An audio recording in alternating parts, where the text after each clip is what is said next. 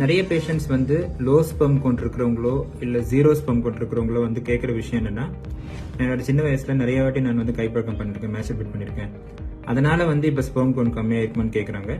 சில பேர் erectile dysfunction, அதாவது எரெக்ஷன் கம்மியாக இருக்கிறவங்களும் அதையே கேட்குறாங்க. ஸோ இவங்க ரெண்டு பேருமே தெரிஞ்சுக்க வேண்டிய விஷயம் என்னன்னா, நம்ம சின்ன வயசுல, அதாவது 25 இயர்ஸ்ல ஒருத்தவங்க இதெல்லாம் பண்றாங்க, 35 இயர்ஸ்ல இன்ஃபர்டிலிட்டியோட வராங்க அப்படின்னா இதுக்கும் அதுக்கு எந்த லிங்க்குமே கிடையாது. இன்ஃபேக்ட் அவங்க 25 இயர்ஸ்ல பண்ணிட்டு 26 இயர்ஸ்ல வந்திருந்தா கூட அது எந்த ப்ராப்ளமும் கிடையாது. These two are not linked, அதாவது ரெண்டுத்துக்கும் எந்த சம்மந்தமும் இல்லை. ஸோ நம்ம வந்து அந்த மாதிரி ஏன் யோசிக்கிறோம் அப்படின்னா, நமக்கு ப்ராப்ளம் இருக்கும்போது எஸ்பெஷலி நம்ம அதுக்கு ரீசன் இல்லை. ஸோ ஒருத்தவங்க ஒபீஸா இல்லை, அவங்களுக்கு சுகர் இல்லை, சிகரெட் இல்லை, எனக்கு ஏன் ஸ்பெர்ம் கவுண்ட் கம்மியா இருக்குன்னு யோசிக்கும் போது நம்மளோட மைண்ட் வந்து இந்த மாதிரி விஷயங்கள்லாம் யோசிக்க ஆரம்பிக்குது. ஸ்பெர்ம் அப்படின்றது டெய்லி ப்ரொடியூஸ் ஆகுற விஷயம். ஒரு நாளுமே வந்து மில்லியன்ஸ் ஆஃப் ஸ்பெர்ம்ஸ் வந்து ப்ரொடியூஸ் ஆகுது.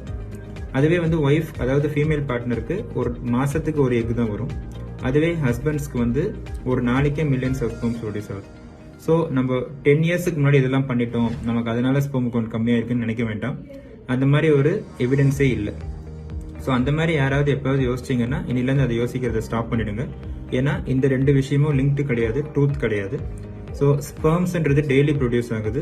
ஸ்பெர்ம் கவுண்ட்ஸ் கம்மியாக இருக்கும்போதோ ஜீரோ ஸ்பெர்ம் கவுண்ட் இருக்கும்போதோ அதுக்கான காசை ஐடென்டிஃபை பண்ணி ட்ரீட் பண்ணுறது முக்கியம்.